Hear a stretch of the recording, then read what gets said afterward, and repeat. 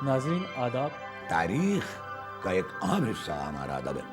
कम किताबों में ज़ाती बसीरत का इजहार मिलता है। उस्तादों के घरों के दरवाजे तालिब इल्मों के लिए हर वक्त खुले रहते हैं। कहानी को पूरी तरह ऑब्जेक्टिव होना चाहिए। कोई भी किताब मुकम्मल किताब नहीं होती है। उर्दू और हिंदी बहुत ज़्यादा मुख्तलिफ एक दूसरे से नहीं है। कुछ उसूलों का नशा था, कुछ मुक़द्दस ख्वाब थे, हर ज़माने में शहादत के यही असबाब थे। नाज़रीन आदाब, प्रोग्राम किताबों की दुनिया में मैं आप सभी का इस्तकबाल करता हूँ। आज हम गुफ्तगू करेंगे जनाब शाहिद माहौली की मुरत्तबा किताब जोश मलिहाबादी फ़िक्र फ़न पर, और हमारे साथ गुफ्तगू के लिए मौजूद हैं डॉक्टर अशफाक आरफी साहब। आरफी साहब, इस प्रोग्राम में मैं दिल की गहराइयों से आपका इस्तकबाल करता हूँ। नाज़रीन, इससे पहले कि मैं डॉक्टर अशफाक आरफी साहब से इस किताब के मुख्तलिफ़ मौज़ूआत पर गुफ्तगू करूँ, मैं इस किताब के बारे में आपको बताना चाहूँगा। ये किताब सेमिनार में पढ़े गए मज़ामीन का मजमूआ है। 350 सफ़हात पर मुश्तमिल इस किताब में हमारे स्कॉलर्स ने जोश मलिहाबादी की ज़िंदगी और उनके शेरी कारनामे पर बहुत ही तफसील के साथ और आलिमाना गुफ्तगू की है। तो आइए हम किताब के हर पहलू पर डॉक्टर अशफाक आरफी साहब से मुफस्सलाना गुफ्तगू करते हैं। डॉक्टर साहब, हमारा पहला सवाल आपसे ये है कि इल्मी और अदबी दुनिया में जोश मलिहाबादी का क्या मर्तबा है, उनकी क्या हैसियत है? जोश मलिहाबादी का जहाँ तक ताल्लुक़ है इल्मी और अदबी दुनिया में या शायरी और तख्लीक़ी दुनिया में, ज़ाहिर है कि जोश हमारी 20वीं सदी की वो शख्सियत हैं जिन्होंने न सिर्फ़ ये कि शायरी की, ज़ाहिर है जो उनका मकाम व मर्तबा है उर्दू अदब में और उर्दू ज़बान व अदब की तारीख़ और रिवायत में, वो बुनियादी तौर पर और पहला जो मर्तबा है वो एक शायर की हैसियत से है। और जोश ने शायरी की और नज़में लिखी और मरसिए लिखे, रुबाइयाँ लिखी, और जैसा कि आप जानते हैं और हमारी इल्मी व अदबी दुनिया इस बात से बखूबी वाकिफ़ है कि जोश ने तमाम मैदानों में, यानी कि शेरी हवालों से और शेर व शायरी के हवाले से उन्होंने तमाम मैदानों में जो कारहाय नुमाया अंजाम दिया वो अपनी मिसाल आप है। और जोश ने न सिर्फ शायरी की बल्कि नस्र निगारी भी की, उन्होंने ख़ुतूत भी लिखे और अपनी खुदनविश्त सवानें भी तहरीर फरमाई। लेकिन जोश का जो मकाम है वो एक इनकलाबी शायर का है, एक बागी और मुजाहिद शायर का है, और एक मुज्तहिद शायर का है। और न सिर्फ शायर की हैसियत से बल्कि नस्र निगार की हैसियत से भी जब हम देखते हैं तो जोश की नस्र भी शेरी मर्तबे की हामिल है और शेरी मकाम व मर्तबा रखती है। तो इस एतबार से जोश नस्री एतबार से, नस्र निगार की हैसियत से, शायर की हैसियत से, मरसिया गो की हैसियत से, और जोश रुबाई निगार की हैसियत से, जोश नज़्म निगार की हैसियत से, हर एतबार से एक ऐसे अहद में जब इक़बाल का गलगला था और इक़बाल की ज़बरदस्त तख्लीक़ी सलाहियतों के सामने कोई दूसरा शायर यानी कि अपने आप को साबित नहीं कर पा रहा था, जोश ने एक ऐसे मकाम पर और एक ऐसे ज़माने में अपनी हैसियत को साबित किया और अपनी आवाज़ को एक मुनफरिद आवाज़ की हैसियत से शनाख्त कायम की, जो ज़ाहिर है जोश के ज़माने में इक़बाल के अलावा किसी और दूसरे को नसीब नहीं हुआ। जी, बहुत सही फरमाया आपने। कई असनाफ में उन्होंने तबाज़माई की थी। इस किताब में नस्र पे भी गुफ्तगू है, नज़्म पे भी गुफ्तगू है, और बहुत सारे हवालों से बातें की हैं हमारे स्कॉलर्स ने। मजमूई तौर पर इल्मी एतबार से आपने इस किताब को कैसा पाया? देखिए, जहाँ तक हमारी इस ज़ेर तबसरा किताब का ताल्लुक़ है जिसका उन्वान जोश मलिहाबादी फ़िक्र व फ़न है, ये किताब जोश फहमी के सिलसिले में या यूँ कहें कि जोश के अज़हान, जोश की फ़िक्र, जोश के नज़रिए शायरी और जोश के अफ़कार व ख़यालात और मजमूई एतबार से जोश सनासी में या मुतालियात जोश में इस किताब की बड़ी अहमियत है। अगरचे ये किताब किसी तहक़ीक़ी सिनॉप्सिस के तहत या तहक़ीक़ी नुक्ते नज़र से नहीं लिखी गई है, ये एक सेमिनार में पढ़े गए मक़ालों का मजमूआ है, लेकिन इस एतबार से कि हमारे बहुत ही नामवर और बहुत ही मुहक्किकीन ने और बड़े बड़े उलमा और दानिश्वरों ने اس میں جو مضامین اپنے شامل کیے ہیں، جو پیش کیے ہیں، کل 28 مضامین اس میں اس کتاب میں شامل ہیں، اور اس اشاعت میں جو 28 مضامین ہیں سب کے سب جوش کے مطالعے کے سلسلے میں، جوش فہمی کے سلسلے میں اپنی الگ الگ نوعیت، الگ الگ اہمیت اور انفرادیت رکھتے ہیں، چونکہ وہ سب ایک خاص قسم کے جوش سے متعلق جو علماء اور ماہرین ہیں ان کے ذریعے لکھے گئے مضامین ہیں۔ تو اس میں آپ دیکھیں گے کہ جوش کے نثری پہلو پر بھی مضامین ہیں، جوش کی شاعرانہ حیثیت پر تو مضامین ہیں ہی، جوش کی مرثیہ نگاری پر بھی مضامین ہیں، جوش کی رباعی پر بھی مضامین ہیں، ان کی خود نوشت پہ بھی مضمون ہیں، اور اسی طرح سے خطوط نگاری پہ بھی مضمون ہیں۔ تو اس طرح سے جوش کے جتنے بھی پہلو ہو سکتے ہیں، اس کو ہمارے اسکالرس مطالعہ جوش کے جتنے بھی اہم پڑاؤ ہو سکتے ہیں، ان تمام اہم پڑاؤ کا اس میں احاطہ کیا اس میں ایک بڑا اہم مضمون پروفیسر قمر رئیس کا ہے، جوش کی شاعری میں احتجاجی معنویت کے عنوان سے، اور جیسا کہ آپ جانتے ہیں کہ جوش کی شاعری میں ایک باغیانہ تیور بھی ہمیں دکھائی دیتا، تو میں چاہتا ہوں کہ اس مضمون کے تعلق سے ہمارے ناظرین کو آپ کچھ بتائیں۔ دیکھیے، آپ نے بڑی اچھی بات کی۔ قمر رئیس صاحب ہمارے بہت ہی بزرگ اور بڑے نامور ناقد تھے، اور اب ہمارے درمیان نہیں ہیں۔ جیسا کہ خود کتاب کے مرتب جناب شاہد ماحولی صاحب نے بھی اپنی باتوں میں اس بات کو پیش کیا ہے کہ قمر رئیس صاحب ہمارے درمیان نہیں ہیں، اور ان کو خراج عقیدت کے طور پر ہم اس مضمون یعنی اس کتاب کی ابتدا قمر صاحب کے مضمون سے کر رہے ہیں۔ میں اس کو ایک اور نظریے سے بھی دیکھتا ہوں کہ نہ صرف یہ کہ قمر رئیس صاحب کے عقیدت اور احترام کے اعتبار سے کتاب کا آغاز ان کے مضمون سے کیا جانا بڑا اہم ہے، بلکہ جو اس مضمون کا عنوان ہے، جیسا کہ آپ نے فرمایا کہ باغیانہ تیور جو جوش کی شاعری میں ہے، جوش کی شاعری میں باغیانہ لب و لہجے کی معنویت، یعنی جوش کو اگر ایک لفظ میں، ایک جملے میں یا ایک آن میں آپ متعارف کرانا چاہیں تو ہمارے طلباء اور ناظرین اور ہمارے اسکالر سے محققین سب جانتے ہیں کہ جوش کی جو ایک بنیادی حیثیت ہے، جس سے جوش کی شناخت اردو دنیا میں، اردو شاعری کی روایت میں، اردو زبان و ادب کے روایت میں جو قائم ہوئی، وہ ایک انقلابی شاعر کی حیثیت سے، اور ظاہر ہے جو انقلابی شاعر ہوتا ہے وہ کہا بھی جاتا ہے کہ شاعر انقلاب، شاعر احتجاج، تو اور انقلاب اور احتجاج کی بنیاد ہی بغاوت پر ہے۔ تو اس اعتبار سے جو جوش کی باغیانہ لب و لہجے کی جو معنویت ہے، قمر رئیس صاحب نے بڑے ہی خوبصورت انداز میں اور بڑے ہی اپنے ناقدانہ اور محققانہ انداز میں جوش کی شاعری کو پوری دنیا میں یعنی عالمی ادبیات کے تناظر میں انہوں نے دیکھنے کی کوشش کی ہے، اور قمر رئیس صاحب نے بہت بجا طور پر یہ لکھا ہے کہ ہماری عالمی ادبیات کے ایک بڑے شاعری کے بڑے حصے میں باغیانہ تیور حاوی نظر آتا ہے، اور انہوں نے اس کے لیے مثال چینی شاعری سے بھی دی ہے اور دنیا کی بڑی شاعری سے بھی دی ہے کہ دنیا کی بڑی بڑی شاعری میں جو باغیانہ لب و لہجہ ہے اس کی بڑی مقدار ہے، اور اس طرح سے جوش کا جو تعلق ہے وہ ایک عالمی ادبیات سے قائم ہوتا ہے۔ اس لیے جوش جس زمانے میں جی رہے تھے، جس عہد میں وہ سانس لے رہے تھے، ہم جانتے ہیں کہ وہ آزادی کا زمانہ تھا، اور بغاوت کا غلغلہ اور اس طرح سے باغیانہ لب و لہجہ اور انقلابی رویے اس وقت ہندوستان کے عوام کے اذہان میں، بچے بڑے، عورت جوان مرد، سب کے ذہن میں چھایا ہوا تھا۔ تو اس طرح سے جوش نہ صرف یہ کہ ان کی عصری معنویت ہی جو قمر رئیس صاحب نے فرمایا اور اس مضمون میں لکھا گیا ہے کہ جوش نے اپنی معنویت کو اس سطح پر بھی کہ جو سماجی شعور تھا، جو اس وقت کا احتجاجی لب و لہجہ جو عوام کی زندگی میں بول رہا تھا، جوش نے اپنے آپ کو اس سے جوڑا، اور یہ ان کی معنویت ہے۔ اس کتاب میں پروفیسر شمیم حنفی صاحب نے بھی ایک بڑا اہم مضمون لکھا ہے، جوش کا اثر بات کی شعری روایتوں کے اوپر، یقیناً بہت اثر رہا ہے۔ تو میں چاہتا ہوں کہ میرے ناظرین کو آپ یہ بھی بتائیں کہ کس طرح کے اثرات مرتب ہوئے۔ شمیم صاحب نے جو جوش کے اثرات بعد کی نسل پہ جو مضمون لکھا ہے، یعنی کہ آپ یہ یقین جانیے کہ اس وقت جب جوش شاعری کر رہے تھے، 20ویں صدی کا وہ زمانہ تھا جب اردو شاعری کے افق پر اقبال جیسا ایک بڑا نام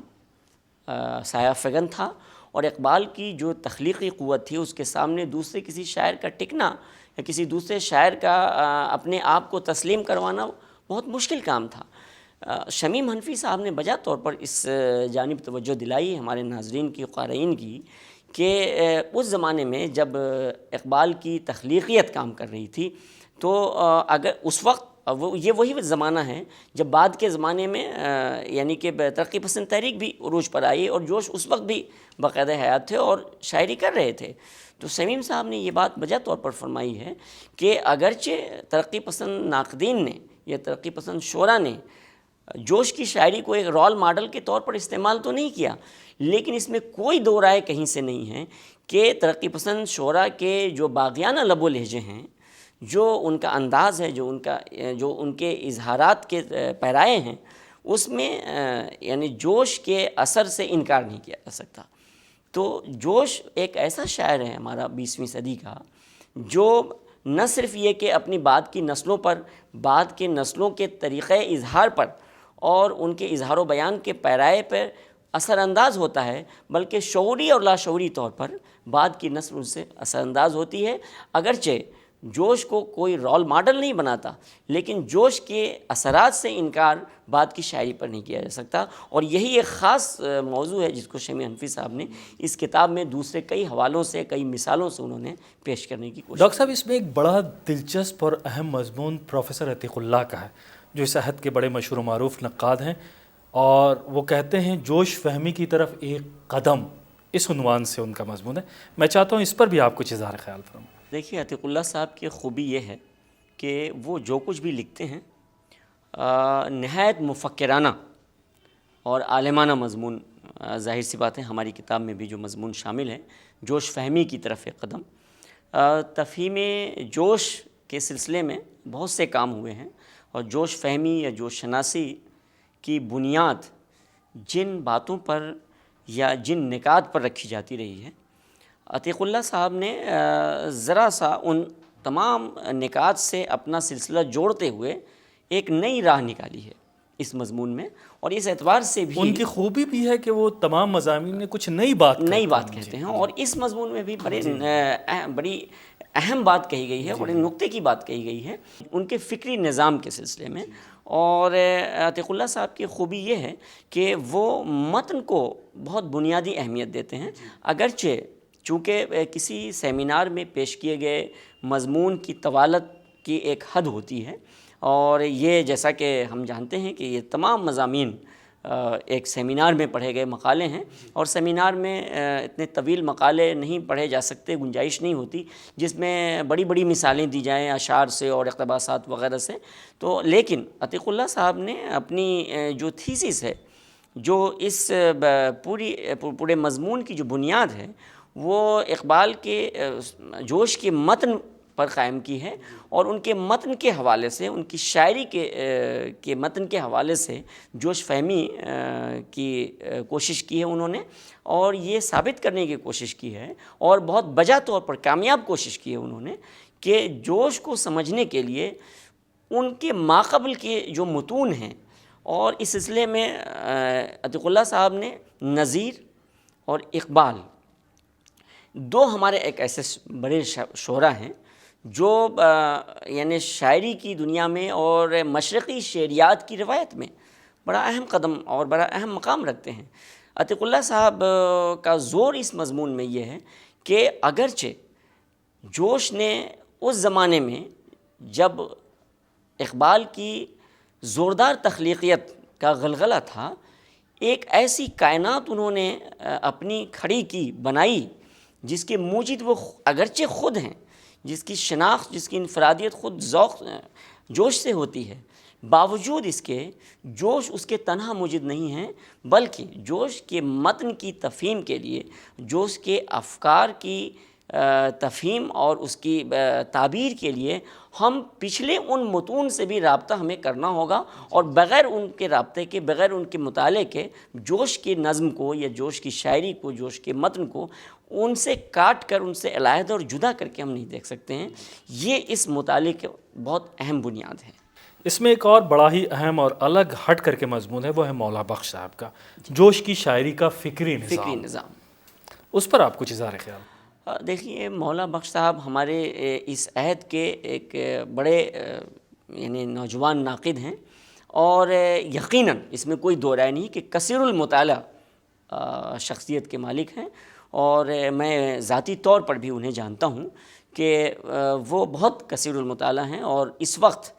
جو لوگ اردو ادب میں جو لوگ لکھ رہے ہیں اس میں ایک سب سے زیادہ پڑھنے والے لوگوں میں سے ایک مولا بخش ہیں۔ مولا بخش صاحب کے کسی بھی مضمون کا آپ مطالعہ کریں تو آپ کو یہ اندازہ ہوگا کہ ایک موضوع کو پڑھنے کے لیے یا لکھنے کے لیے وہ 4 سمت اپنے مطالعے کی بنیادیں استوار کرتے ہیں۔ چنانچہ جوش پر، جوش کے فکری نظام کی نشاندہی کرتے ہوئے بھی مولا بخش صاحب نے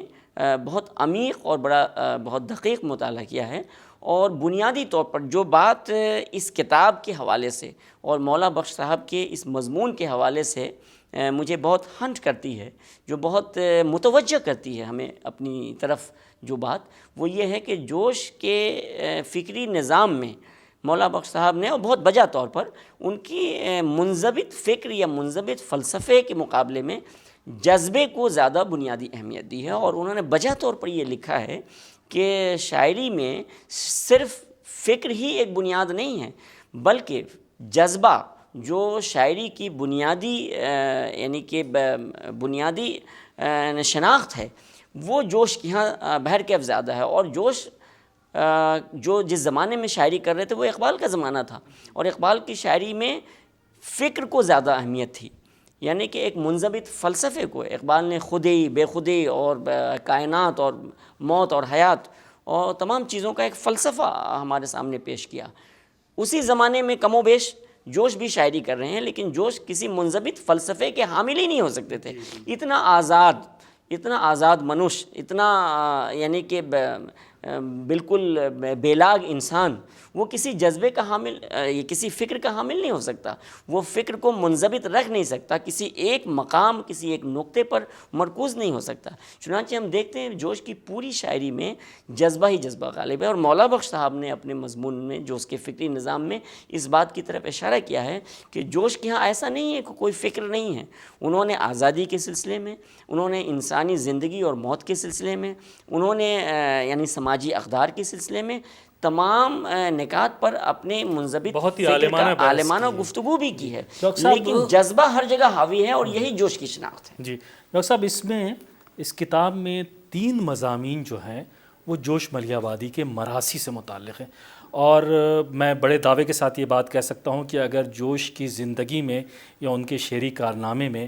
مرثیے کو الگ کر دیا جائے تو جوش کی جو پوری ادبی حیثیت ہے وہ نامکمل ہے۔ 3 مضامین بڑے امپورٹنٹ ہے، اور جوش کا جو مرثیہ، پہلا مرثیہ آواز حق اور حسین اور انقلاب، وہ بھی آج مرثیے کی تاریخ میں بہت ہی مارکۃ العرا مرثیہ ہے۔ اس میں پہلا مضمون جو ہے وہ پروفیسر وہاب اشرفی کا ہے، جوش کی شاعری میں عصری معنویت۔ تو میں چاہتا ہوں کہ اس کے تعلق سے بھی آپ ہمارے ناظرین کو کچھ باتیں بتائیں۔ رضا صاحب، یہ بہت بنیادی نقطہ ہے جوش کے سلسلے میں کہ جوش پر کوئی بھی گفتگو بغیر ان کے مراثی کے مکمل نہیں ہو سکتی ہے، اور جوش شناسی یا جوش کے افکار و نظریات کی تعبیر و تشریح یا مطالعہ جوش کا کوئی بھی پہلو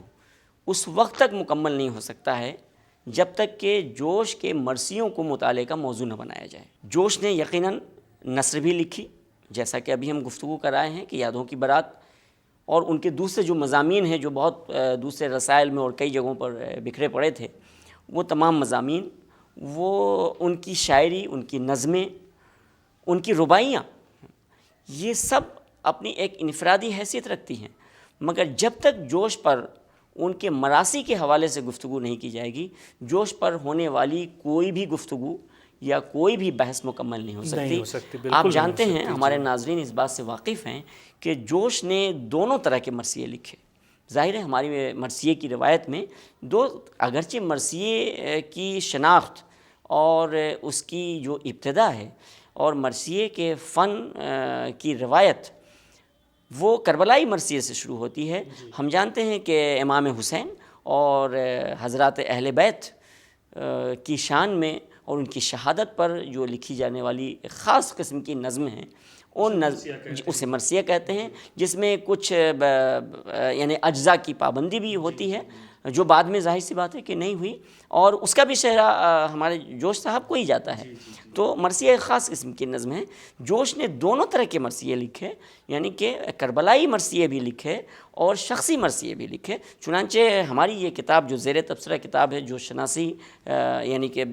جوش ملیح آبادی فکر و فن، اس میں دونوں طرح کے مراثی پہ جوش کے تعلق سے مضامین ہیں، یعنی دو مضمون جوش کے کربلائی مرثیے کے حوالے سے ہیں، اگرچہ عنوان میں کربلائی مرثیے کا نام نہیں ہے، لیکن دو مضامین جو ہمارے پروفیسر وہاب اشرفی صاحب کا مضمون اور ایک مضمون دوسرا پروفیسر فضل امام صاحب کا، جس کی رضوی طرف صاحب کا جو میں مضمون آنا ہے۔ چاہوں گا کہ جوش نے اپنے مرثیوں میں حقوق انسانی کے تحفظ کی بہت زیادہ بات کی ہے، اور مجھے لگتا ہے کہ اس سے زیادہ بحث جو ہے وہ کوئی نہیں کر سکتا ہے جوش کے علاوہ۔ یقیناً۔ تو اس پہ پروفیسر فضل امام صاحب نے اس کتاب میں بڑی ہی عالمانہ روشنی ڈالی ہے، تو میں چاہتا ہوں اس پر بھی آپ کچھ اضافہ۔ تو ڈاکٹر صاحب ایسا ہے کہ جوش نے کل 9 کربلائی مرثیے لکھے ہیں، اور جیسا کہ ہم جانتے ہیں، ناظرین اس بات سے واقف ہیں کہ جوش کا جو سب سے پہلا مرثیہ تھا آواز حق، جو 1918 میں جوش نے قلم بند کیا تھا، اور یہ بہت اہم بات ہے کہ دیکھیے جوش کے ہاں کس طرح سے ایک تبدیلی پیدا ہوتی ہے، ایک تدریج، ایک ارتقاء مراثی کے تعلق سے، کہ جوش جب اپنا پہلا مرثیہ لکھتے ہیں آواز حق 1918 میں، وہ مرثیہ پورے طور پر روایتی قسم کا مرثیہ ہے، یعنی مرثیے کے جو اجزائے ترکیبی جو کلاس روم تنقید میں ہم پڑھاتے ہیں اپنے طلباء کو، کہ مرثیے میں ایک چہرہ اور سراپا اور رجز اور پھر جنگ اور بین، یہ ساری چیزیں ہونی چاہیے، وہ اس آواز حق میں جو 1918 میں لکھا گیا، اس میں وہ تمام اجزاء کی پابندی کی گئی ہے، اور جوش نے ایک بڑا معرکۃ الآراء، اور وہ ایک ایسا مقام ہے، وہ ایک ایسا مرثیہ ہے جہاں سے جوش مرثیے کی روایت میں داخل ہوتے ہیں، مرثیہ نگاری کی روایت میں۔ لیکن آپ کو یہ جان کر حیرت ہوگی، ہمارے ناظرین کو بھی، کہ جب اس کے بعد ہی جب جوش آواز حق لکھتے ہیں، حسین اور انقلاب لکھتے ہیں، اور اسی طرح سے جو دوسرے یعنی آگ اور پانی اور دوسرے جو مراثی جوش لکھتے ہیں، کل 9 مرثیے ان کے کربلائی مرثیے ہیں اور نہایت معرکۃ الآراء مرثیے ہیں، ان میں جوش ان اجزاء کی پابندی نہیں کرتے ہیں۔ اب آپ ایک چیز دیکھیے کہ آخر وہ کون سی چیز ہے جس نے جوش کو ان اجزاء کی پابندی سے دستبردار کرتی ہیں۔ کہتے ہیں کہ جب کوئی تجربہ ہوتا ہے شاعری میں تو وہ بدھے ٹکے اصولوں سے انکار کر دیتا ہے۔ جوش نے عملی طور پر جو ہمارا یعنی کہ یہ اقداری اور تہذیبی جو سسٹم ہے مرثیہ گوئی کا، اس کو زمین پر لا کر کھڑا کیا، اور انہوں نے اردو مرثیے کو ذاتی مسائل یا محض رونے رلانے، یعنی تأسی حسین کا جذبہ جوش کے مرثیوں میں ضرور ہے، اور جوش نے خود بھی ایک جگہ لکھا ہے کہ اگر تأسی نہیں ہے تو مرثیہ نہیں ہے، لیکن جوش نے اس کو ہندوستان کی آزادی کے مضامین سے جوڑا۔ جوش نے استحصال، حقوق سے، استحصال سے، غربت سے، یعنی حب الوطنی سے، انسانی اقدار سے، اور جیسا کہ آپ نے فرمایا فضل امام صاحب کا مضمون اس کی طرف اشارہ کرتا ہے کہ جوش نے حقوق انسانی کی پاسداری سے مرثیے کو جوڑا۔ اس طرح سے جوش وہ پہلے شاعر ہیں مرثیہ کی روایت میں، اگرچہ یہ سلسلہ پہلے سے شروع ہو گیا تھا۔ ہمارے بہت سے علماء اور ناقدین انیس اور دبیر اور دوسرے نسیم وغیرہ دوسرے جو مراثی گو شعراء ہیں، ان کے یہاں بھی جدید تقاضوں کی دریافت کرتے ہیں، مگر جوش وہ پہلا شاعر ہے جس نے بہت ہی پرزور انداز میں مرثیوں کو انسانی حقوق سے، مرثیوں کو یعنی کہ غریبوں کے استحصال سے، مرثیے کو جنگ آزادی سے، حب الوطنی سے، ان تمام انسانی جذبات سے، ان تمام عصری تقاضوں سے ہم جوڑ کر کے دیکھا۔ جوش نے کچھ شخصی مرثیے بھی کہے، جی ہاں، راشد الخیری پہ بھی کہے، گاندھی جی پہ بھی کہے، جواہر لال نہرو پہ بھی کہے، اور جواہر لال نہرو سے تو ان کے بہت ہی قریبی تعلقات ہیں۔ تو میں چاہتا ہوں کہ شخصی مرثیوں کے بارے میں بھی آپ مختصراً ہمارے ناظرین کو کچھ بتا دیں۔ دیکھیے ایسا ہے کہ چونکہ جیسا کہ ابھی گفتگو ہوئی کہ ہمارے یہاں 2 طرح کے مراثی پائے جاتے ہیں، کربلائی اور شخصی، اور جو مرثیہ جو اپنی صنف کے اعتبار سے جس کی جو شناخت قائم کرتی ہے وہ تو کربلائی مرثیہ ہی ہیں، لیکن بزرگان دین اور احباب کے لیے بھی جو لوگ رسائی نظمیں لکھتے ہیں وہ مرثیے کے ذیل میں ہیں۔ جوش نے کل 12 شخصی مرثیے لکھے ہیں. لئیق رضوی نے لئیق رضوی صاحب کا ایک بہت ہی اہم مضمون جوش کے شخصی مراثی ہماری اس کتاب قمر رئیس جوش ملی آبادی فکر و فن میں شامل ہیں. اور انہوں نے بجا طور پر یہ لکھا ہے کہ جوش نے جو شخصی مراثی لکھے ہیں وہ نہ صرف یہ کہ ذاتی غم اور ذاتی اندوہ اور شخصی تعلقات اور مثلاً 2 مراثی انہوں نے اپنے والد محترم کے انتقال پہ بھی لکھا ہے اور بڑا مارکۃ الآراء مرثیہ ہے دونوں. اور اسی طرح مولانا محمد علی جوہر پہ جو مرثیہ ہے اور گاندھی جی پہ جو مرثیہ ہے اور نہرو پہ جو مرثیہ ہے، علامہ راشد الخیری پہ جو مرثیہ ہے، اور اپنے دوست احباب پہ بھی انہوں نے کچھ مرثیے لکھے ہیں. خاندان کے دوسرے ایک کچھ نامعلوم شخصیت پر بھی ایک مرثیہ ہے. لیکن ان تمام مراثی میں خاص بات یہ ہے جو دوسرے لوگوں نے شخصی مراثی لکھے ہیں اس میں جوش کی مرثیے میں شخصی اور جو ذاتی رنج و غم ہیں وہ بھی عصری مسائل اور عصری جو تقاضے ہیں، جو عصری حس ہے اس کو ساتھ لے کر کے وہ بیان کرتے ہیں. اور یہ جوش کا امتیاز ہے، ان کی شناخت ہے کہ وہ ذاتی غم کو، ایسے تو یہ شاعری کی شناخت ہے اور ظاہر ہے کہ جوش ایک بڑا قادری کلام شاعر تھا، اور جوش سے یہ کیوں کر ممکن نہ ہو کہ وہ ذاتی غم کو کائناتی غم نہ بنا سکے. لیکن جوش نے جس طرح سے اپنے دوسرے مراثی میں، اپنی نظموں میں